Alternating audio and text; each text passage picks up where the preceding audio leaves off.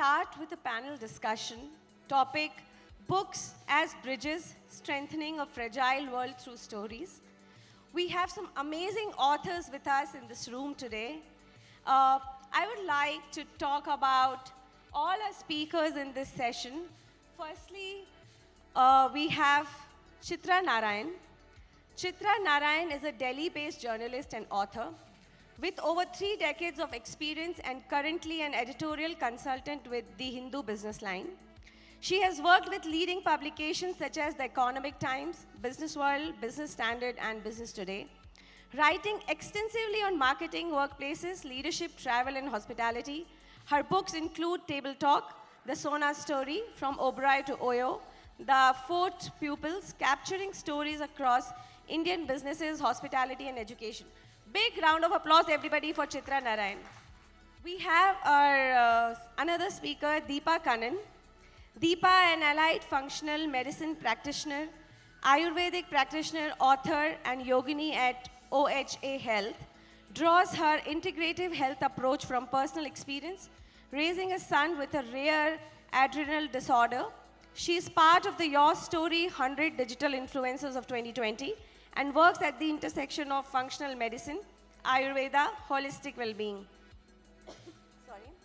Deepa is the author of How to Sleep Better, shortlisted for the Pen and Paper Award, and has been featured across major platforms including Femina, Scroll, Mint Lounge, BLF, and UK Health Radio. A big round of applause for Deepa, everybody. Let's welcome Anjana Menon. Anjana Menon, a journalist turned author whose debut memoir, Onam in a Nightie, was an Amazon bestseller and a long listed for the JK Author Awards, and also co-authored the bestseller What's Your Story? She has worked as a senior writer for Bloomberg in Singapore and London, was a founder editor of Mint, and later founded Content Pixies, advising Fortune 500 companies, CEOs, and policymakers on strategic communication. Anjana continues to write for The Economic Times, The Times of India, and The Perspective, and her debut fiction, Rosama's Boy, was shortlisted for the Asian Prize of Short Story. Big round of applause for Anjana, everybody. We have with us Dr. Nandita Iyer, a medical doctor, nutrition and mental health expert, and a long-time wellness educator. She spent nearly 2 decades breaking down health and nutrition with clear science-based guidance, something she's widely known for through her books, columns, and her engaging social media content. She's the author of 5 books, and her latest, No Gods, No Gurus, The Radical Guide to Your Well-Being, cuts through the noise of wellness advice, offering simple evidence-backed fundamentals on nutrition, movement, sleep, metabolic health, and long-term vitality. Trust me, it was very hard to contain the bios, though, considering the time. For the lineup we have right now, I'll not take much of the time, and let's begin. Thank you, Richa, for the lovely introductions. And I think, as you very rightly said, it's hard to capture in a small bio the kind of prolific work that everybody on my panel is. I think I have a very, very good, powerful panel here. And without much ado, we'll dive in, because storytelling is like down the ages. It's one composite factor that binds us all. Who doesn't love a story? In fact, Anjana had a book called Whose Story Is It, right? Or what is it? What's a Story? So it's, there is, but storytelling, there are differences from the oral tradition times to written communication. And believe you me, the written communication can be very hard. So especially in a fragile world that we are living in today, where there is trust deficit, there is enormous trust deficit. So how to be credible? How do you believe everything that you can read? So in this disparate panel, we have like a yogini and a sleep specialist, a communicator par excellence, a medical doctor and nutrition specialist. So what binds this panel is the commonality is that we are all authors, and I think everybody has mastered the written word. So let me, without much ado, ask my panel that, in the books that they have written, how do they build trust in the reader? How do they build empathy so that the reader, and nowadays attention spans are getting very less. So, to read through an entire book takes an achievement. I mean, to captivate a reader so that the reader is reading through the entire book, that's also an achievement. So how, are there any special tips to engage the reader and to make the story credible, believable, how do they do it? Anjana, you want to go first? Okay, thank you. So I think you more or less paraphrased what's most important, which is that the story has to be believable and credible. And when people are able to identify with it and they find that it's relatable, it keeps them there. So, for the narrative non-fiction, which is the more popular of the two books, has a larger audience. It was a book that was set in Kerala during COVID, and it's called Onam in an IT. And a lot of the characters in the book, because it's narrative non-fiction, are real people. And there's a specific character there called Shivan Kuti, who's a caretaker. He's a caretaker, he's a rogue, he's the go-to man for everything. And a lot of the feedback that I got from readers was, oh, we know someone very similar to this particular character in our ecosystem. Or, my parents have someone, and I know someone, or I know a character like this. So I think for them, the minute you see something that is relatable and that the things that the character does is something they can identify with, it keeps them there because they think it's almost, I think in a way, voyeurism.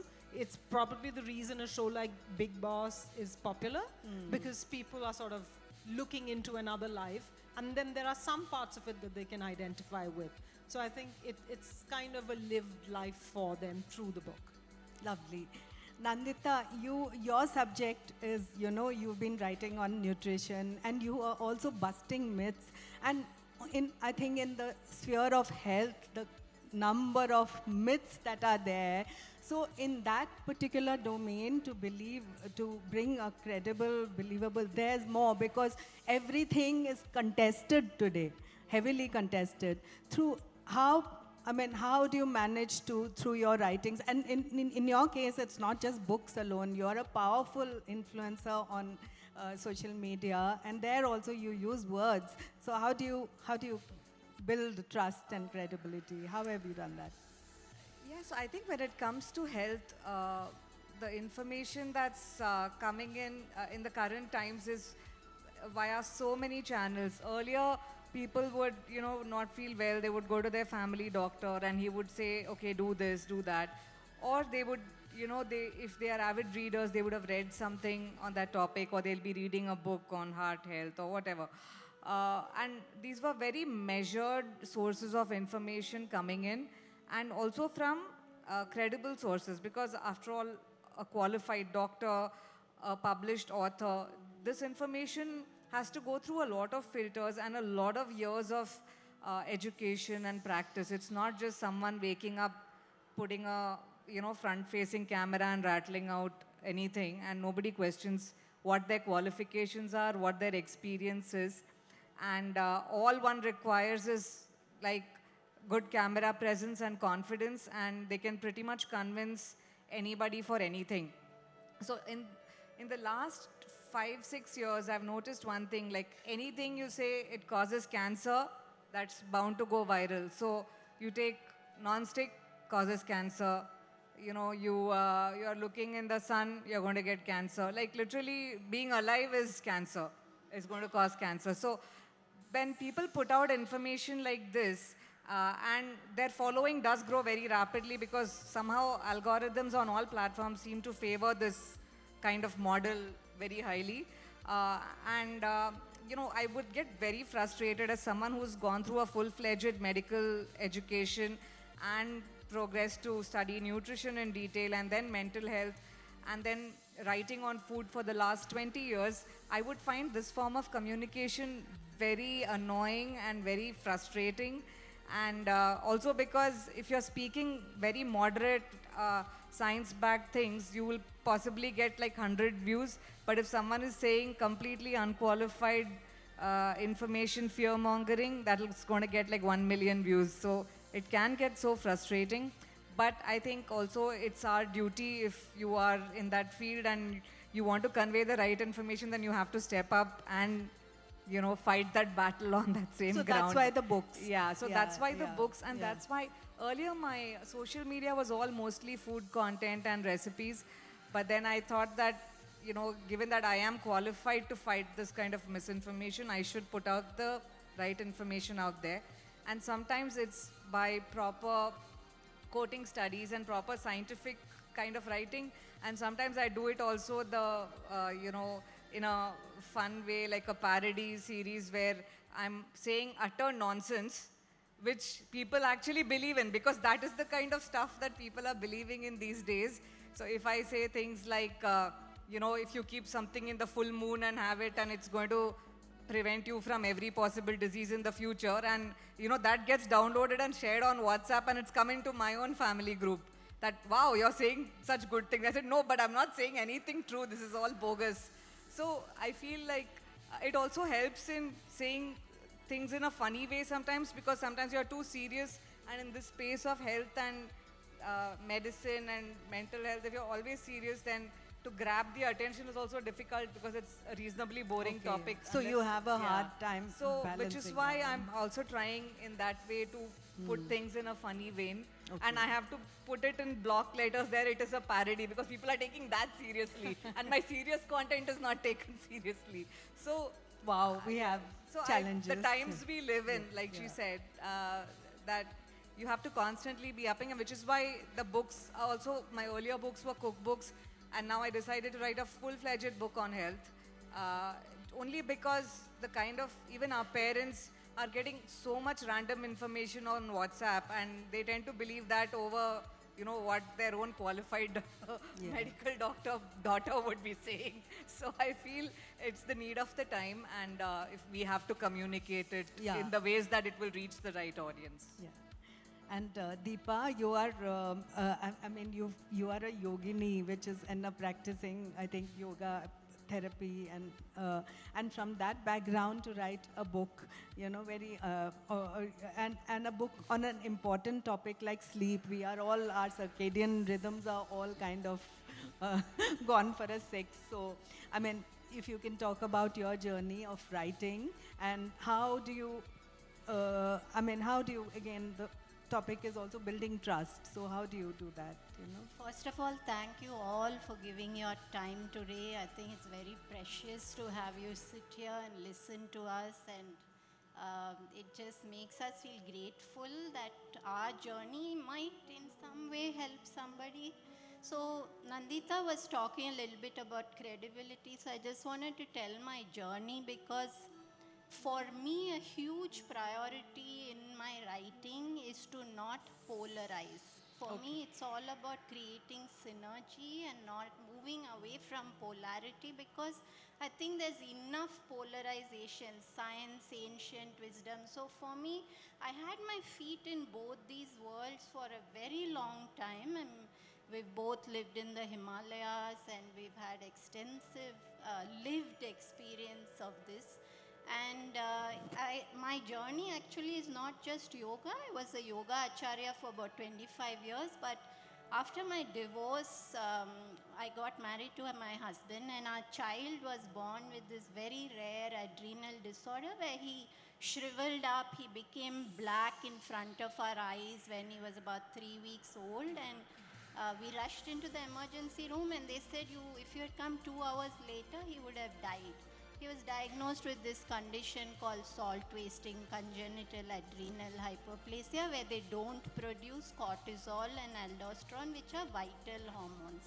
So he is a steroid-dependent child. He has to take multiple steroids and extensive treatment, and can go into crisis very easily. So that's where the journey actually came back to health, because when I asked the doctor, will changing food help him? Because he was running into the emergency room twice a week. It was just disastrous. So the doctor said food has nothing to do, it will not help in any way. Take the steroid, this is his life.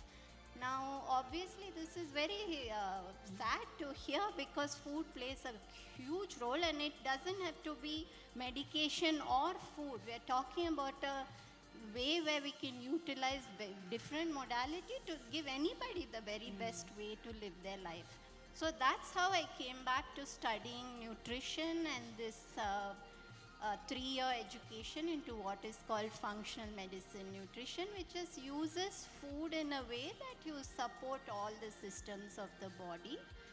And then at some point I had this, even in functional medicine, they would talk about sleep is very important, but they wouldn't go, it's not as simple as telling somebody go sleep. If you can't sleep, what are you going to do? And then there was this whole aspect in my community, because functional medicine was very science-based, that we cannot utilize therapies which are not research-backed or evidence-based, and that didn't resonate with me because there was no research into meditation when I started teaching yoga, when my husband was in a Himalayan cave. So research is catching up, which is excellent, but that doesn't mean we shouldn't utilize some of those things. So I said my journey began in ancient wisdom, it has to end in ancient wisdom, so I qualified as an Ayurvedic practitioner. And then I saw the Ayurvedic community talking about, if somebody would ask, what do you do if you have high cholesterol? No labs existed in ancient times, ignore it. Now that didn't sit right either. Yeah. So where is the credibility? So why does it have to be polarization? We have to bring worlds together. We can So it take can't the be best this or of that, but everything. it has to be both. And I think for me, the way that I create trust in readers is to bring this synergy, offer them a balanced, holistic view so that they get to make a decision from their space of discernment. Very touching, and I think one point resonates in both your things. You talked about lived experiences, Anjana, and I think you have lived through a very traumatic lived experience, and that probably for the reader, that lived experience is, I mean, there's nothing more authentic and than a lived experience. I will shift track a bit and talk about, I mean, I think I was told predominantly the audience is women in tech, and I think communication plays a very large part in what everybody does today. And visual, like when we do oral communication, and I think increasingly the world is also a lot of, although there is video catching up, but written communication is a very important form of communication in our corporate or in our even daily lives.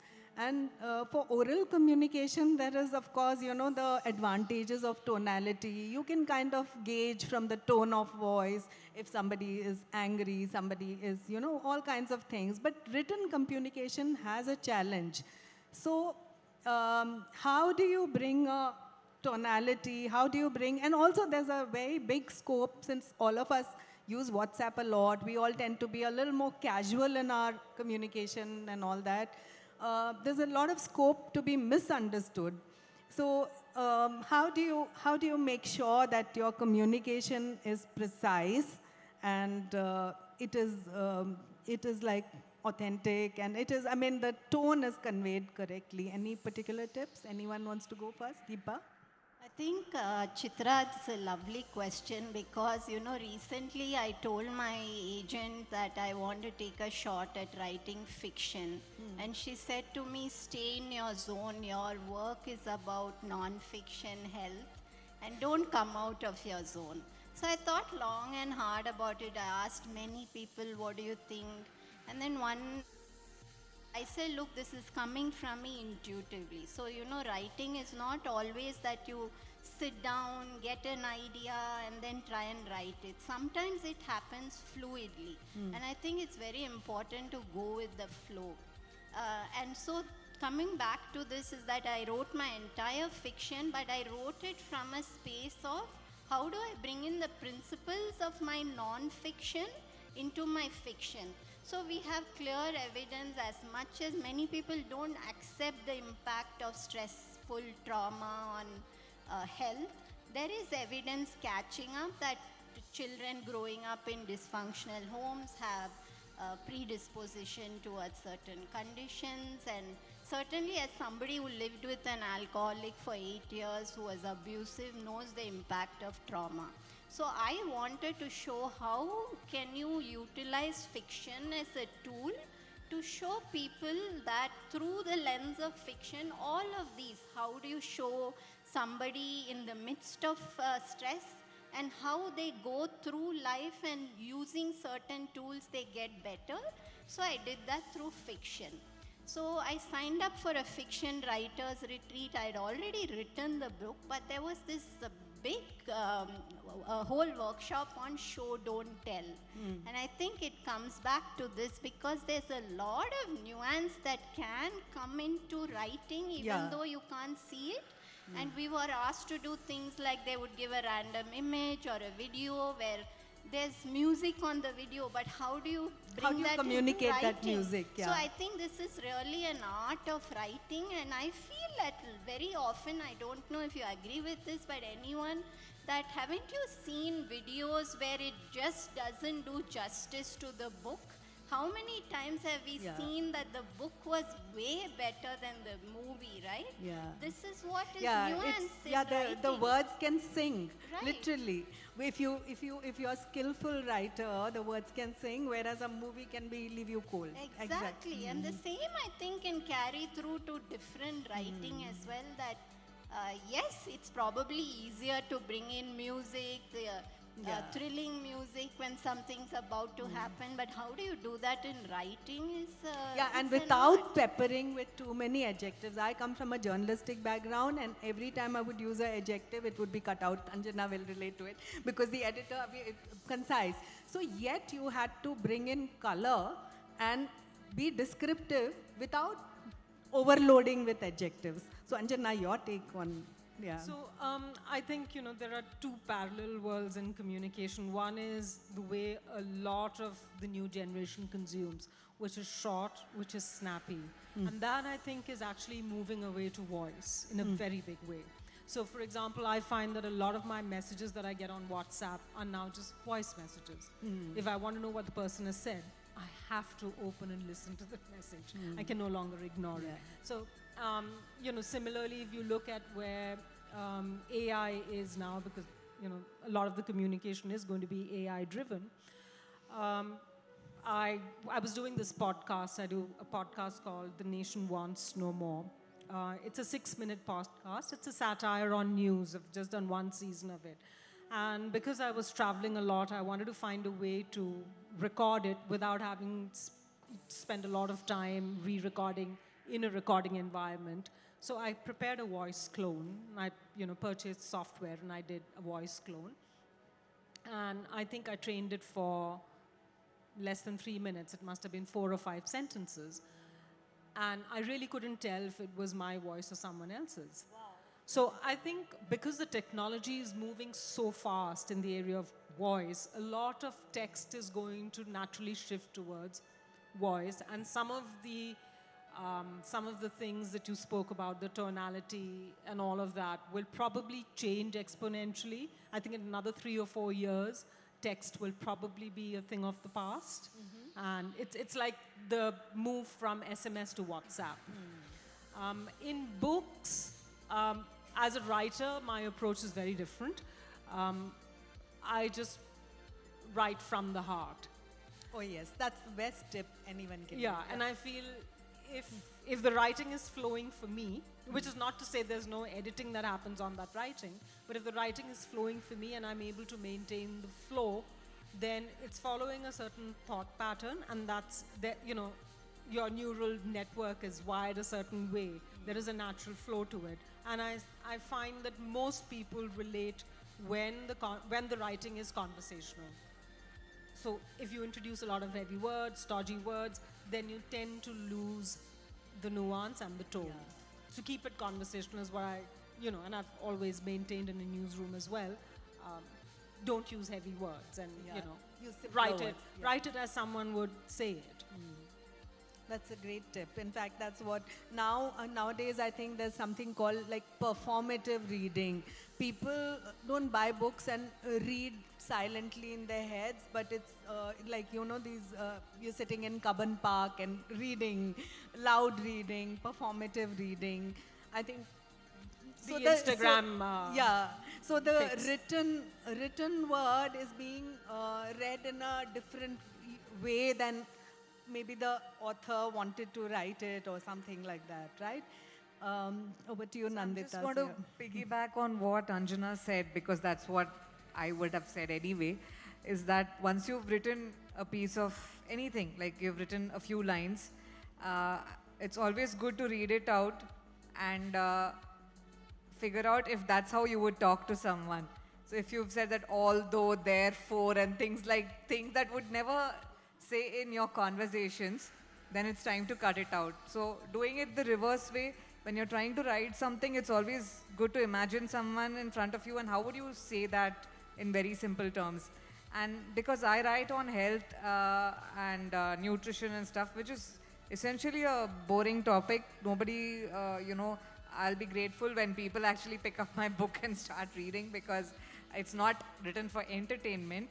But even in that, if the words are very simple and if you can, bring out some real life examples and point out to some real life situations which the reader can identify with, and all of that written in very simple, everyday spoken language, because I'm not writing my book to show off my vocabulary. I'm writing to explain a certain point, which, like in the case of my latest book, it's a radical way to your well-being. So I've given all the stuff in 80 chapters on what each person can do. And the other important thing is I've kept each chapter as, it's self-contained. I'm not referencing to something in the previous one. It's not continuation of something that's earlier. So even if someone, it's in the time of Instagram Reels and YouTube Shorts, it's like each chapter is like a short. You just open it, read it, and then next time you can go back and read another chapter. I think of course you can't do that in fiction, but in something like this where I'm covered a range of topics, it's good to have that kind of stuff which suits the attention span of the current reader also, that I want them to read, so then I will meet them at the attention span that they have and try to build on that, and not just force a very heavy tome of start to end and you have to read that. If you, only Shashi Tharoor can pull off the heavy vocabulary, so let's all stick to simple and authentic sounding words, And I think, Anjana, you gave me the cue when you talked about AI thing. Nowadays, everybody is using ChatGPT and AI to do their posts. The LinkedIn posts and all are sounding so. How you keep wondering how's everyone's communication improved so suddenly? But then there is a fakeness which is there. So your take on the AI conquering? We've also had one author I know who actually got AI to write one chapter, and the rest of the chapters were written by him, and he threw a challenge. This is Jaspal Bindra, and he threw a challenge to the readers that you guess which one was written by AI. So we are heading to that.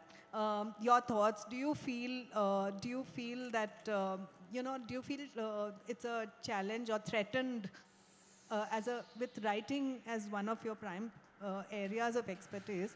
Do you feel threatened that AI may take over? So I have a slightly different take on this. There are two aspects to it. One is generally people are reading less. If something is well written, will people read more? And if the answer to that is yes, then I'm somewhat agnostic to whether it's been produced by AI or a human. The editor, my ex-editor in me feels, would I rather read a piece that's well written or a piece that's badly written, which I would lose interest in anyway. So I would rather read a piece that's well written. But I think the area where I would support that is A, it's encouraging reading, B, that the idea for that piece is original. So if someone says, well, I'm not a great writer, but I have this fabulous idea I'd like to share with the larger community, and I'm using AI as a tool to spread my idea, I don't have too much of a problem with it. Oh, that's What, good, yeah, but because you're getting a good idea out, and not everyone is a great writer and a great communicator. So I think for them it's a crutch, it's a valuable crutch, and it's useful. And I'm not going to begrudge them that. What I do have a problem with is when the idea is not theirs, the content is not theirs, and they're positioning it as something they've produced. Then I think you're being inauthentic, and it's unfair to everyone who's producing a good idea, working on it, and writing on it. And I feel there's a little bit of a subversion that's going on there, which then becomes unfair to the community of writers or artists or content creators. I think that's a very balanced and very legitimate view, very good view there. Nandita, your take? Yeah, so I think in AI, in a way, it democratizes writing so that people, not everyone has studied English all through their education. Some come to it late. And that doesn't mean to say that their thoughts or their ideas or their stories aren't worth listening to. And if writing in English is going to appeal to a broader audience outside of what their initial audience was. And I totally agree with what Anjana said, that using AI to just polish something or make it more grammatically correct or whatever that is, I wouldn't mind that. But literally, as we've connected over a decade on Twitter, and it's my one app that I'm unfortunately still addicted to, even after it became X. But earlier there used to be some fun in going through your Twitter feed. Now it's just so much AI slop. It's just so many. I tell that I hate this essayification of Twitter. I would have just loved it to be 140 characters, because you literally converted your thoughts on the go while waiting for something, literally in the loo or anything, and you just tweeted it out. Now, a tweet is put through the whole chat GPT, and you can tell by the language and everything what could have been said in 140 characters. Now I have to scroll through like 4 times to finish that whole tweet. And that is, that is, the AI slop is the true description of that. It's nothing but slop. It's not adding any value. It's not giving me entertainment. And it's just there for the heck of it. So it's like everyone with internet and a chat GPT account is vomiting all over the place. That's just not neither relatable and not likable either. Yeah, it's being overused. Deepa, your take, boon or bane? I think somewhere in the middle. First, I wanted to say that a lot of people, I actually work in clinical practice with people for their health. And several clients one lady sent me a document which said you've been diagnosed with ankylosing spondylosis, which is a very extreme condition. So I said to her, where did you get this report? And she said, I had 6 different MRIs of my hip, my knee, my neck, and I fed it into chat GPT to give me a summary. Now this chat GPT has summarized it into something which is extremely alarming. So I think these are areas we have to have real caution when we use AI for interpreting our health, which is highly nuanced. That said, I am probably the kindergarten here when it comes to social media. I've had an intense love-hate relationship with it. I actually don't have the time to be creating that sort of content because I'm seeing people for a long time every day. So AI did help me that it took my YouTube videos, it could slice it into snippet-based reels. I think this is safe because it's still just summarizing my content which I've put my thought into it. Yeah, it's great so at summaries. That's a big difference. Yeah, I think we are running. We just have a minute, but I have a final question. If somebody, I think we just have a minute. So, quick question. Nowadays, the audience you are writing to is multi-generational. So, one size doesn't fit all. I personally have to change my tone when I write for Gen Z. And do you find that, it's more casual, and whereas you have to watch your language, write in a more older fashioned way. Do you find any one of you can take it, I think? Okay, I think since you said it's a casual question, I'm going to give a casual answer. You can't please everyone, you're not a samosa. so that you got to write the way you want to write, and the right audience will just draw to you. I can say kids because I'm almost 50 now, so kids in their 20s, women in their 30s, 40s, 50s, 60s. I have this kind of audience. Now, I can't possibly be customizing to suit each person, but I think on a human level, they just relate to what I say. And coming back to your earlier question of trust and credibility, if they find that, then they just stick to you. It's not about, Changing the language. changing the language or the tone. I think, and I also in my real life, I freely connect with all these age groups, right from the late teens to 60s and 70s and beyond. So I feel like just being myself, I mean, you can't make everyone happy. So Okay, whoever connects quickly, to you, Anjana, yeah. your take. We have 20 seconds to So go. I think I'm true to genre rather than the audience. Oh, So if okay. I'm writing for a newspaper, then there is a certain style and a certain rhythm I keep, and the same for non-fiction. When I'm writing fiction, I'm just doing the storytelling as it happens. So I'd rather be true to genre, and I feel, well, if it's well written or it appeals, which is again completely subjective, the audience will come to the content. Okay, time is up, unfortunately, Deepa. So yeah, thank you, audience, for listening so nicely and patiently. Unfortunately, no time for audience questions. Also, we would have loved to, but we are happy to engage with you all. Thank you, Richa.